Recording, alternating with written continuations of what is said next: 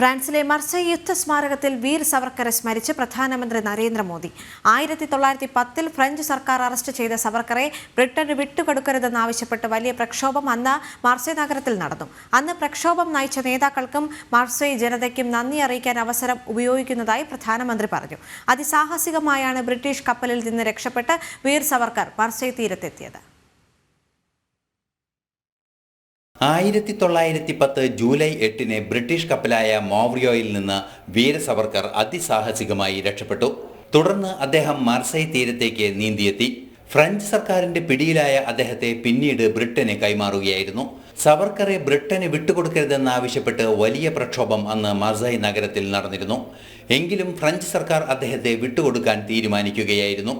ഭാരതത്തിന്റെ ധീരദേശാഭിമാനിയെ ബ്രിട്ടന് വിട്ടു നൽകരുതെന്നാവശ്യപ്പെട്ട് പ്രതിഷേധിച്ച മാർസൈ നഗരത്തിലെ ജനതയ്ക്കും നേതാക്കൾക്കും പ്രധാനമന്ത്രി നന്ദി അറിയിച്ചു. ചരിത്ര സംഭവം ഓർത്തെടുത്ത നിമിഷം എക്സിൽ പങ്കുവച്ച കുറിപ്പിലാണ് പ്രധാനമന്ത്രി നരേന്ദ്രമോദി ഇക്കാര്യങ്ങൾ വിശദീകരിച്ചത്. ഭാരതത്തിന്റെ സ്വാതന്ത്ര്യ സമര പോരാട്ടങ്ങളുടെ ധീരമായ ഓർമ്മകൾ നിറഞ്ഞു നിൽക്കുന്ന നഗരമാണ് മാർസൈ എന്നും പ്രധാനമന്ത്രി എക്സിൽ കുറിച്ചു. വീര സവർക്കറുടെ ഓർമ്മ തലമുറകൾക്ക് പ്രചോദനമാകുന്നുവെന്നും അദ്ദേഹം സമൂഹമാധ്യമ കുറിപ്പിൽ പറഞ്ഞു. ഇന്റർനാഷണൽ ഡെസ്ക്, ജനം.